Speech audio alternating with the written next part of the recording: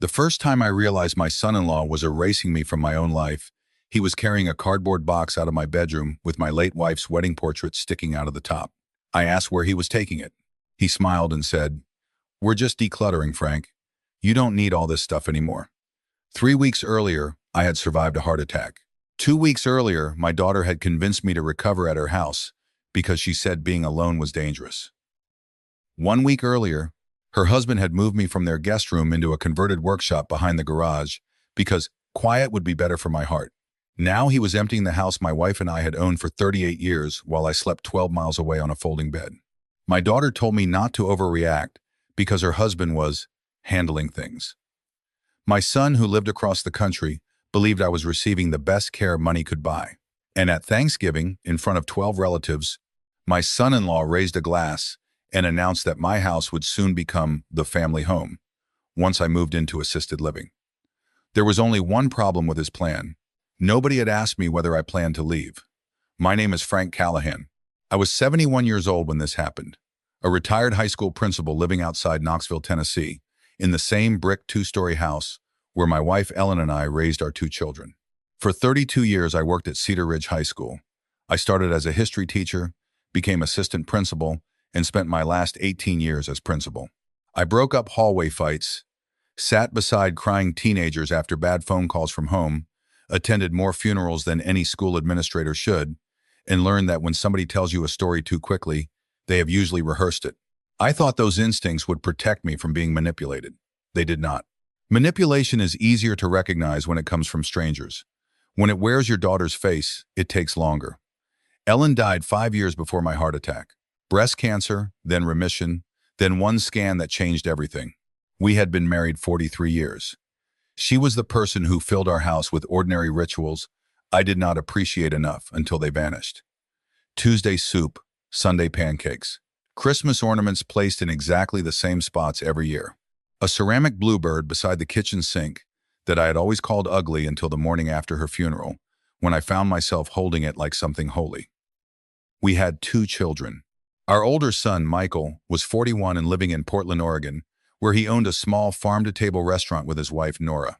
Our younger daughter, Claire, was 38 and lived 15 minutes away in Farragut with her husband, Brad Mercer, and our 2 grandchildren, 14-year-old Sophie and 11-year-old Ethan. Claire had always been the child who stayed close. Michael left Tennessee at 22, spent years working restaurant kitchens in Chicago and Seattle, then settled in Oregon.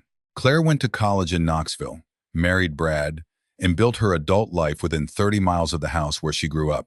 Ellen loved both children, but she worried that I treated Claire's proximity like proof of greater loyalty. "Michael calls every Sunday," she used to remind me. "Distance is geography, Frank. Don't turn it into character."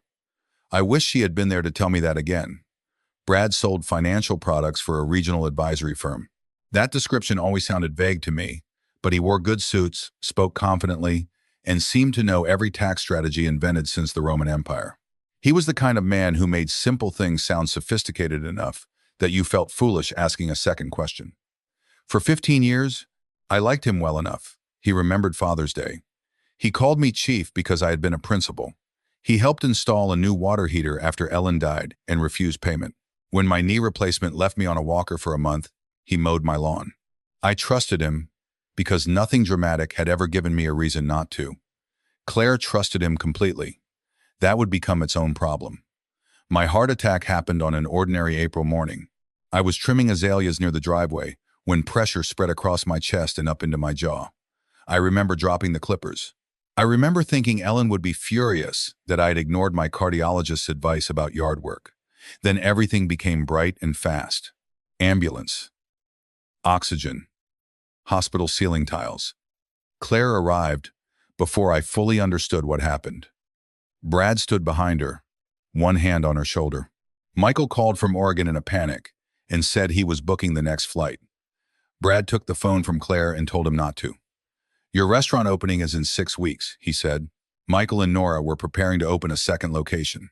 It had taken them years to secure financing and permits. "Your dad is stable. Claire and I are right here. He can stay with us. Don't throw away what you built because fear is talking."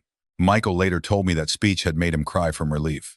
I heard about it, and thought Brad had done something generous. He had removed guilt from my son. I did not realize he was also removing my son from the room. The doctor said I needed rest, medication adjustments, cardiac rehabilitation, and someone nearby for the first few weeks. Claire immediately insisted I stay at their house. "Dad, your stairs are too much right now." She was right. Their house was mostly one level. I agreed. The first week felt comforting. Claire made soup. Sophie brought homework into my room and pretended she needed help with U.S. history, even though she mostly wanted company. Ethan played cards with me and cheated badly. Brad drove me to 2 appointments. I felt grateful, embarrassed by how weak I was, and relieved not to be alone. That combination made me easy to manage. On day 9, Brad sat across from me at breakfast with a legal pad. "Frank, we should get a few things organized while your health is fresh in everyone's mind." "My health is doing fine today." He smiled. "Exactly. That's why now is the smart time." He talked about emergency contacts, account access, utility passwords, and making sure Claire could help if I had another episode. None of it sounded outrageous. My bills were scattered between paper statements and online accounts. Ellen had handled half the household systems before she died, and I had never fully modernized anything. Brad said he could create a simple folder, so Claire would not have to search during a crisis. "You don't want Michael trying to fly in from Oregon every time a cable bill needs a password." We both laughed. I gave him information. Bank names, insurance company, where the deed was stored. Nothing I considered dangerous because I assumed knowledge was not control. A few days later, Claire said the grandchildren needed their guest room back because Sophie had standardized testing and Ethan's snoring was keeping her awake when they doubled up. Brad suggested I move into the detached workshop behind the garage. The previous owner had used it for woodworking. Brad had insulated it, installed a wall heater, and added a half bath because Claire once planned to make it an art studio. "It'll be quieter," he said. "No stairs, no kids running around. You can sleep whenever you need." I should have heard what was happening. Instead, I looked at my daughter and she nodded. "It's temporary, Dad." Temporary is one of those words that can hide almost anything. The workshop had a futon, a small television, a mini refrigerator, and one narrow window facing the fence. It was not miserable. That mattered. If they had treated me obviously badly, I would have resisted.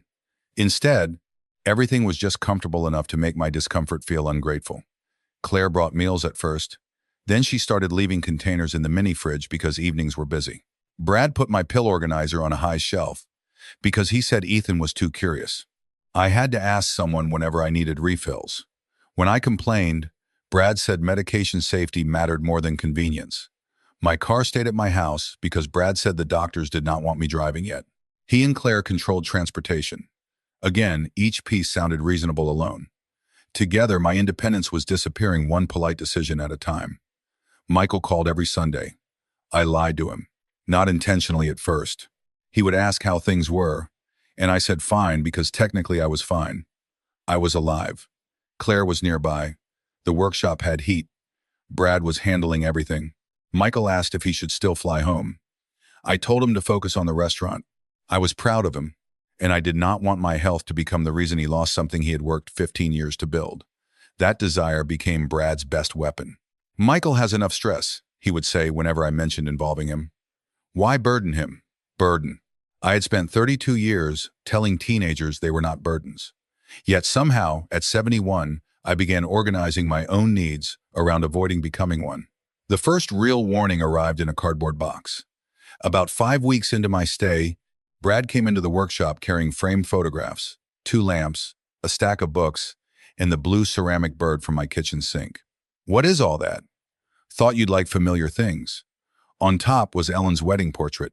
She was 24 in that photograph, laughing slightly because the photographer had told her not to move, and Ellen had never been good at being told what to do.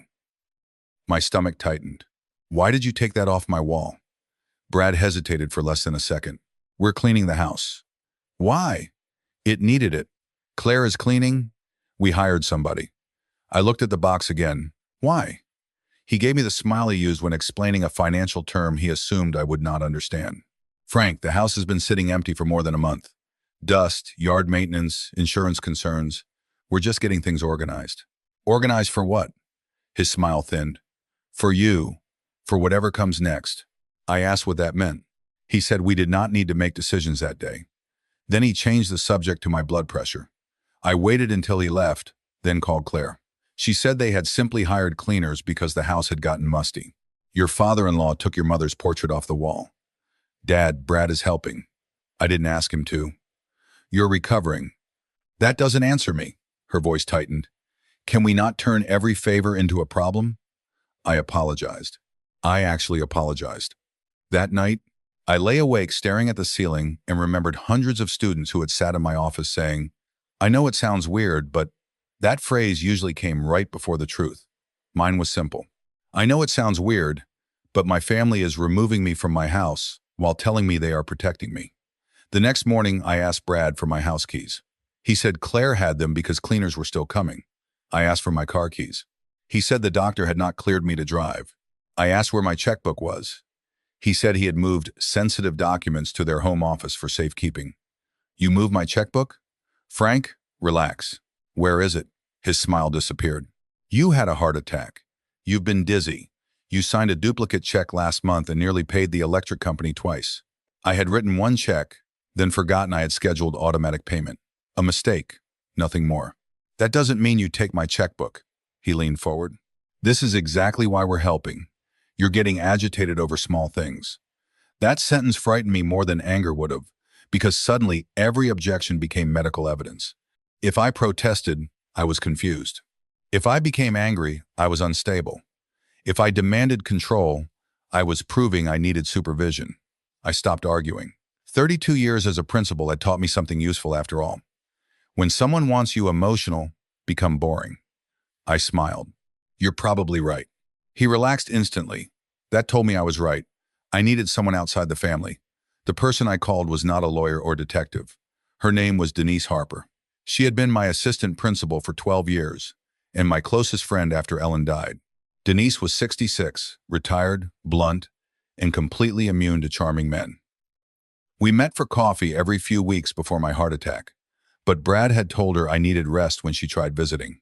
I found her number from memory and called using the landline in the workshop because Brad had taken my smartphone one evening to update security settings and had not returned it.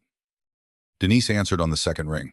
Frank, I need you to do something and not ask questions until you're here. There was a pause. Address? 10 minutes later, she was on her way. She arrived carrying a grocery bag so Claire would think she was dropping off food. The second she saw the workshop, her face changed. Why are you out here? Quiet recovery.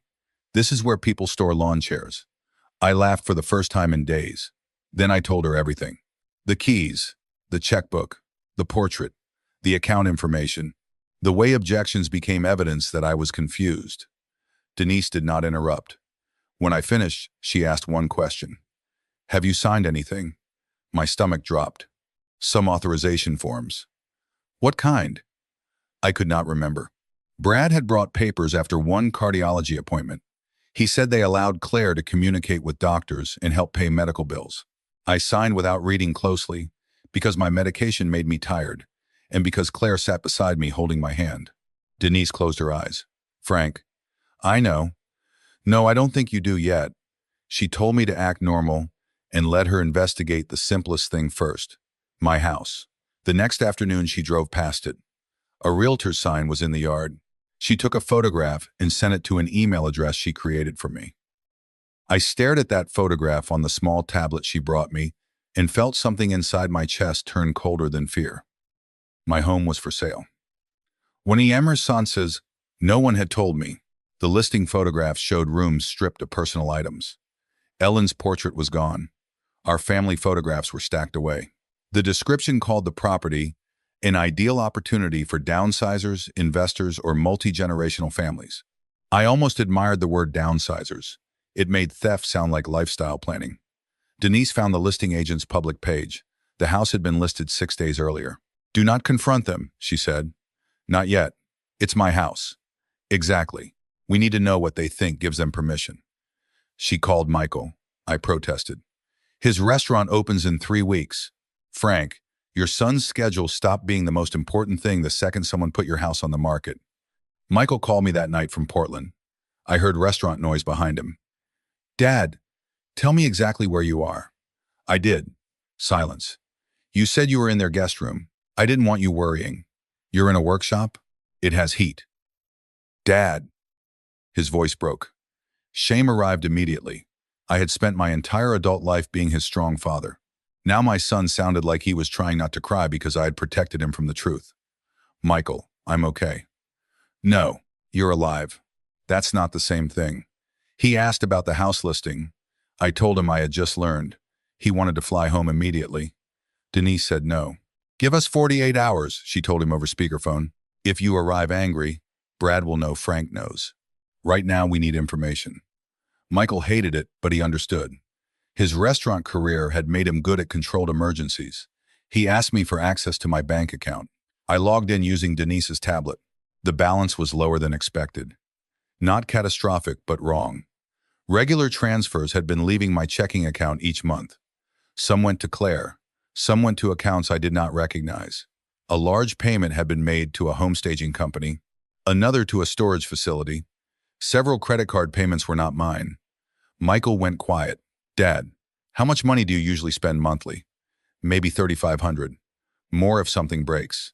Nearly $7,000 had been moving out. My pension and retirement distributions came to about $8,000 a month. Suddenly, I understood why Brad had been talking about my care as though it cost a fortune. He was using my income while telling everyone I was draining theirs. Michael and Nora stayed up late reviewing statements. We kept it simple. No complicated forensic investigation. We just made a list of transactions I recognized and those I did not. The unfamiliar spending included furniture purchases, payments on Brad and Claire's home equity line, staging expenses for my house, and several transfers labeled care reimbursement. I had never agreed to reimburse anyone. Denise checked county property records and confirmed my house remained solely in my name. That meant whatever Brad had me sign was being used to claim authority to sell, not ownership. We did not need a courtroom thriller to understand the betrayal. He had taken my weakness, turned it into permission, and convinced Claire that moving money from me to them was reimbursement for loving me. The emotional part hurt worse than the dollars. I could imagine Brad justifying greed. I could not understand my daughter. Claire had sat beside my hospital bed crying. She had fed me soup. She had brought the grandchildren to visit. She loved me. How could love coexist with this? Denise answered before I asked. People can love you and still become dangerous when they let fear choose for them. Claire had always feared instability. As a child, she cried if Ellen and I argued. After Ellen died, she became obsessed with keeping everything organized. Brad offered certainty. He told her my heart attack proved I could no longer manage alone. He told her the state might take the house for medical bills. He told her assisted living could cost $10,000 a month and wipe out both children's inheritance. He made theft sound like prevention. That did not excuse her, but it explained why the betrayal looked like concern from the inside. We needed to hear it directly. Denise suggested I wait. Michael suggested I come home with him after the restaurant opening. I refused to discuss relocation until I got my house back. For 2 weeks, I acted like nothing had changed. Brad brought paperwork. I said I was tired and would sign later. Claire delivered dinner and asked whether I was sleeping. I told her yes. Meanwhile, Denise contacted the realtor and pretended she was interested in buying. The agent said the seller's representative was the owner's son-in-law acting under authorization because the owner had suffered significant cognitive decline after a cardiac event. Significant cognitive decline. I was still doing the New York Times crossword in ink. I had become incompetent in a marketing sentence because incompetence made the sale easier. Denise asked whether the owner would attend closing. The agent said probably not. I felt humiliated in a new way. Not just excluded, rewritten. My own daughter's husband was telling strangers I could no longer speak for myself. Then Thanksgiving arrived. Claire had always hosted after Ellen died because she said my house felt too sad. This year, Brad announced he wanted a fresh start and suggested Thanksgiving at my house before the sale. He did not phrase it that way to me. He said, "Wouldn't it be nice to have one last family dinner there before you simplify things?" Simplify what things? He smiled. Future living arrangements. I said I would attend. That surprised him. He expected resistance or confusion. Instead, I became cooperative. I told Michael not to fly in. He ignored me. Restaurant opened yesterday, he said. I'm taking 2 days. Nora can handle it. He landed Thanksgiving morning and stayed at Denise's house so Brad would not know. We had a plan, but not a legal trap. I did not want police at dinner. I wanted truth in a room where nobody could hide behind private conversations. At 3 that afternoon, Brad picked me up from the workshop and drove me to my own house. I had not been there in almost 3 months. The moment I stepped inside, I stopped breathing. The entry table Ellen bought on our 20th anniversary was gone. The hallway photographs were gone. My recliner had been replaced by neutral beige furniture from the staging company. The living room smelled like artificial vanilla instead of cedar and coffee. The mantel held decorative candles where Ellen's portrait had been. My life had been turned into a model home before I had agreed to leave it. Claire hugged me. "Doesn't it look fresh?" I looked at her. "It looks like nobody lives here." Her smile faltered. "That's the point of staging." She realized what she said and immediately looked toward Brad. He stepped in. "Frank, buyers need to imagine themselves here." Buyers. Silence. Claire went pale. Brad said, "We were going to talk after dinner." I nodded. "Good. Let's eat first." That scared him more than anger. Relatives began arriving. Claire's in-laws, 2 cousins, my sister-in-law Carol, and the grandchildren. Nobody seemed to know how little I had been told. Brad had apparently presented the sale as my decision. His parents congratulated me on embracing the next chapter. Carol asked whether I had chosen a retirement community. I said not yet. Claire interrupted and said they were touring places. "We were?" I smiled and let her keep talking. Dinner was set at the table Ellen had refinished herself 30 years earlier. At my place sat a printed card, "Frank, guest of honor." I almost laughed. Guest of honor in my own house. Before we ate, Brad stood with a glass of wine. He loved speeches. "This year has taught us what family really means," he began. "We almost lost Frank in April, and that reminded Claire and me how important it is to plan before crisis makes decisions for us." I watched my daughter. Her eyes were wet. Brad continued, "We're grateful Frank has trusted us to help simplify his life. This house has served the Callahan family beautifully, and soon it will begin a new chapter while Frank moves somewhere safer and closer to us." Several people nodded. Ethan asked, "Grandpa, are you moving to the apartment with the movie room?" My chest tightened. "What apartment?" Claire said gently. "The retirement community we showed you online." They had shown me photos of several places while I was half asleep after rehab. I had never agreed. Ethan looked confused. "Mom said your house was too dangerous now." Sophie stared at her plate. She knew more than her brother. Teenagers usually do. Brad raised his glass. "To new beginnings." I did not lift mine. "Before we toast," I said, "I have a question." Everyone looked at me. "When did I agree to sell my house?" Claire froze. Brad set his glass down. "Frank, we've discussed this." "When?" "Many times." "Name one." He laughed softly. "This isn't the time. You made it the time when you announced my move at Thanksgiving."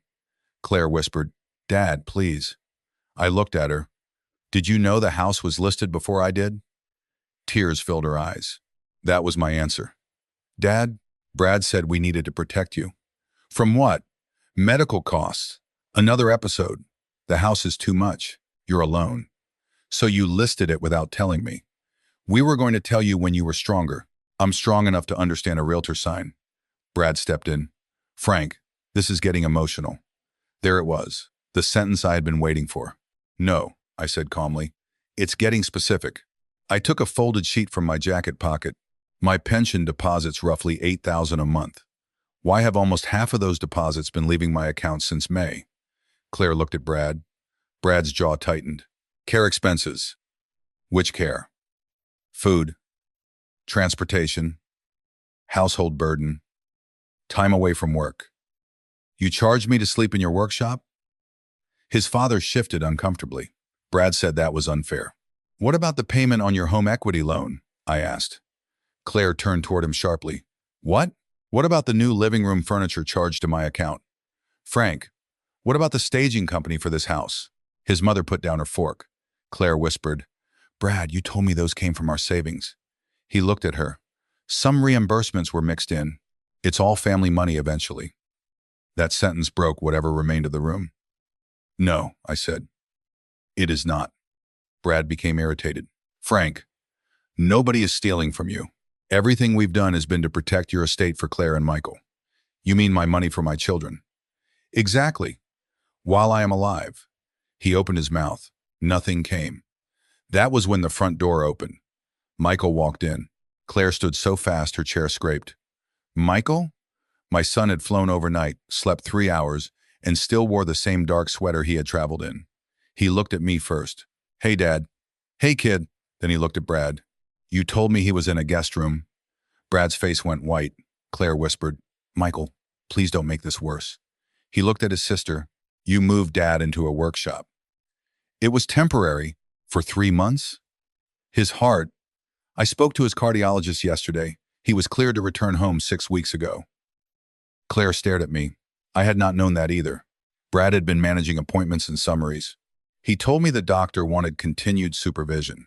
Michael placed a small stack of bank statements on the table. And these are the payments Dad supposedly cost you? Claire looked through them.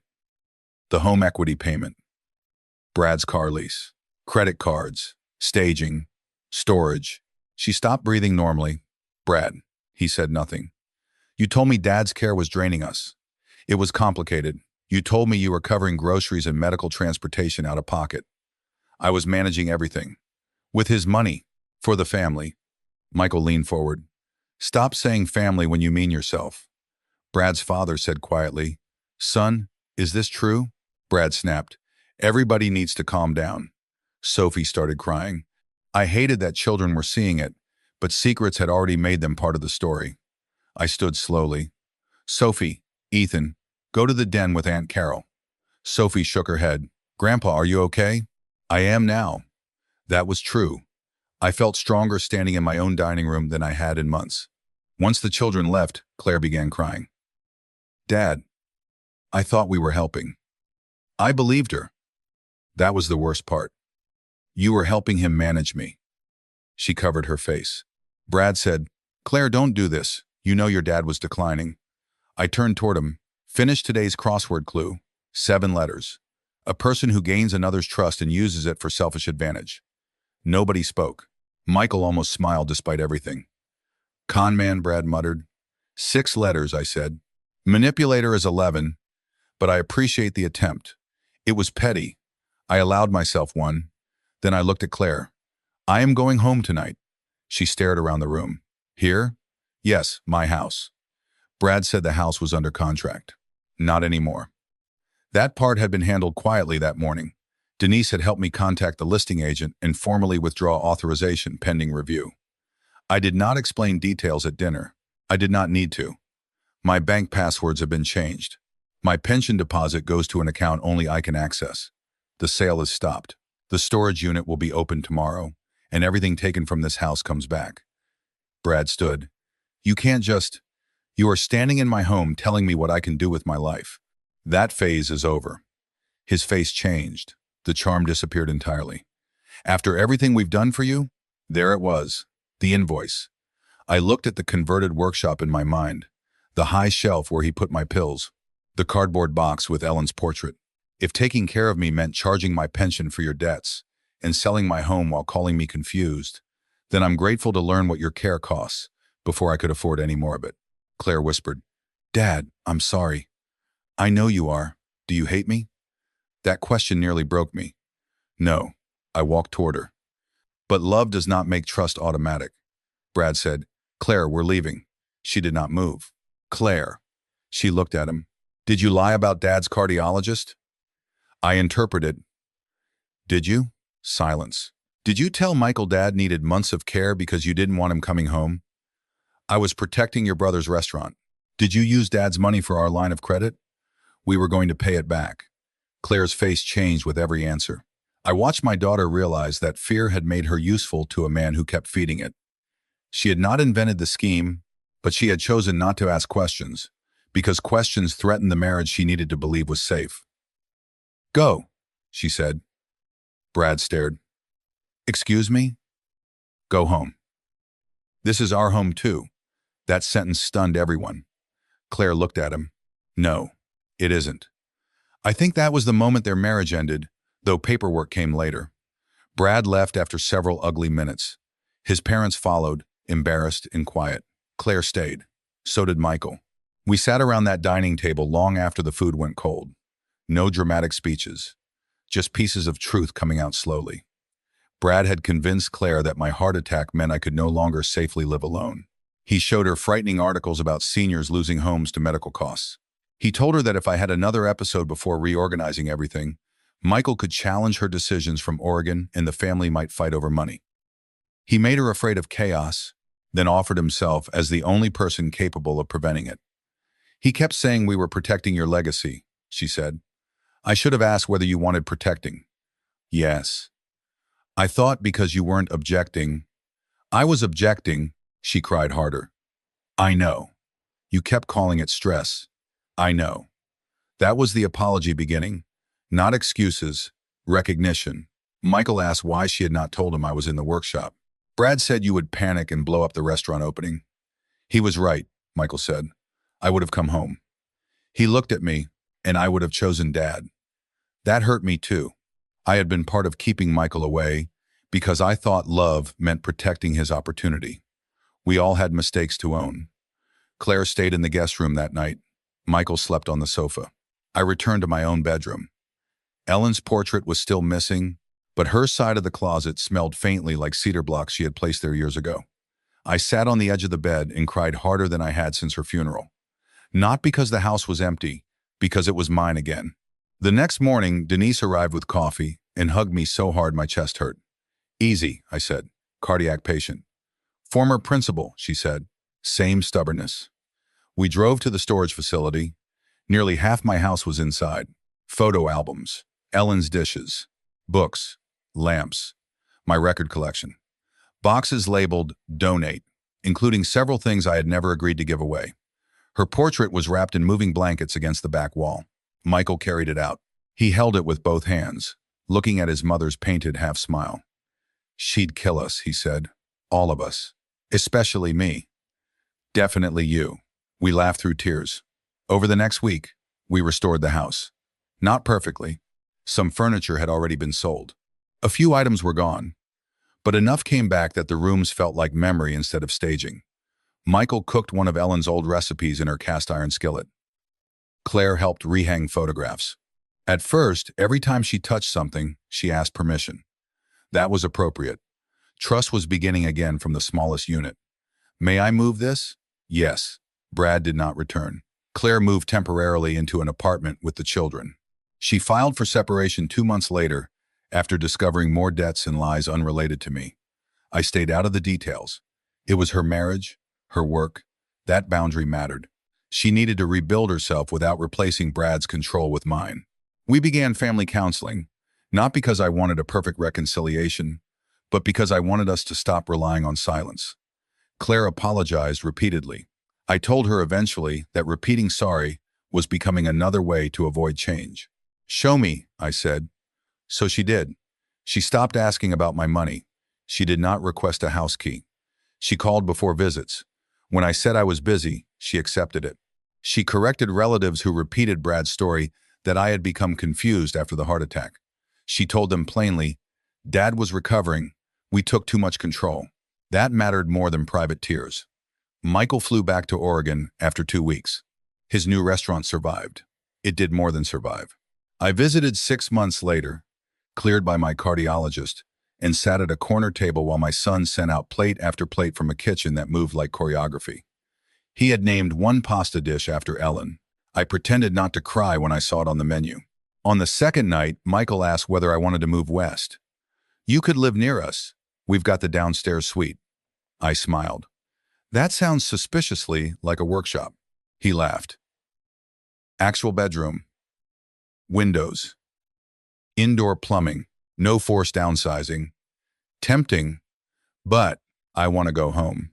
He nodded. No guilt, no pressure. That was love. I returned to Tennessee and changed my life in ways nobody had demanded. I hired someone to handle yard work. I installed a stair rail Ellen had been asking for since 2017. I organized my financial records properly and gave both children the name of the professional who would contact them if I became incapable. Not Brad, not Claire alone, not Michael alone. A neutral team. I also started volunteering at Cedar Ridge twice a month, mentoring new administrators. The first time I walked back into the school, the current principal had placed my old retirement plaque in the lobby, because apparently someone thought I deserved remembering. Teenagers moved around me carrying backpacks and phones, entirely unaware that an old man had once known every locker combination in the building. I like that. Life continues without needing your permission. The important question is whether you remain present inside your own. Thanksgiving the following year was small. Claire asked whether I wanted to host. Asked. That word mattered. I said yes, but only 8 people. Michael and Nora flew in. Claire brought Sophie and Ethan. Denise came, Carol came, no Brad. We cooked in my kitchen. Michael handled the turkey. Claire brought sweet potatoes. Ethan set the table crooked and refused to fix it because Grandma Ellen liked character. He was inventing history, but I let him. Before dinner, Sophie asked for a family photograph.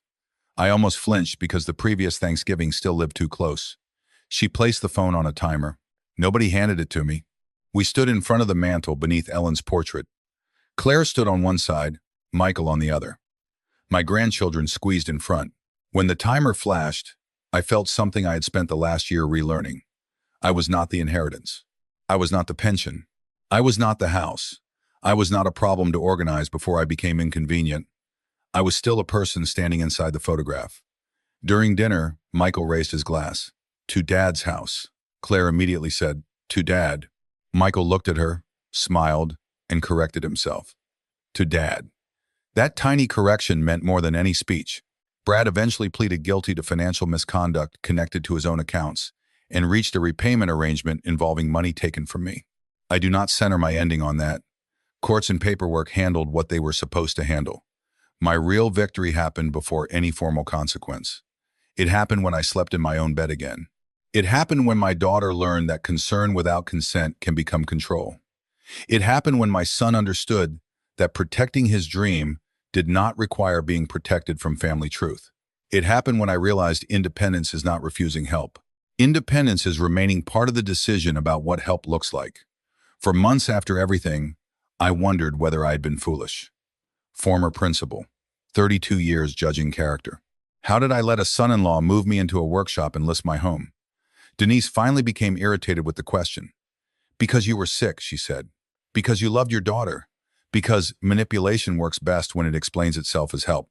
Stop acting like being deceived is evidence you deserve deception. She was right, but I also had something to learn. I had spent years teaching young people to speak up, while personally confusing being easygoing with being loving. After Ellen died, I wanted so badly not to become the demanding widower that I made myself too easy to move around. I said whatever is easiest when I should have said ask me. I said don't bother Michael when I should have let my son decide what he could carry. I said Claire means well while ignoring what her choices were doing. Self-worth does not disappear only when someone openly insults you. Sometimes it disappears through 1,000 polite decisions made around you. The room gets changed. The keys get moved. Someone says it is easier if they manage the account. Your photographs go into a box. Your medicine goes onto a shelf you cannot reach. Your house gets called an asset before you have finished calling it home. And because every step can be explained, you begin to wonder whether resisting makes you difficult. That is what I want people to understand. You do not need to become cruel when someone mistakes your trust for permission. You do not need revenge fantasies or screaming matches. Sometimes dignity is very ordinary. It is asking for your keys back. It is reading the paper before signing. It is telling your adult children, I love you, but you do not get to make this decision for me. It is refusing to become grateful for control simply because control arrived carrying soup. Claire and I are close again now, but different. Better, I think.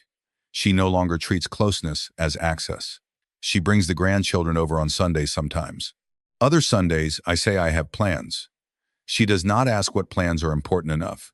That is growth. Michael still calls every Sunday from Oregon. I no longer lie when things are difficult, because I have learned that protecting someone from the truth can accidentally protect the wrong person. Sophie is preparing for college. Ethan is taller than me and thinks that means he wins arguments. Denise still tells everyone she rescued me. I remind her she merely brought coffee and common sense. She says common sense is more expensive. Ellen's portrait remains above the mantel. I sometimes stand beneath it with morning coffee and look at that half smile. I used to imagine what she would say about everything. For a while, I thought she would be disappointed that I let it happen. Then I remembered who Ellen actually was. She would have put one hand on her hip, looked at me over her glasses, and said, "Frank, you survived a heart attack. Stop using the experience to invent a second one." Then she would have demanded I eat breakfast. She would also have told Claire the truth. Love does not become love simply because the person making decisions claims good intentions.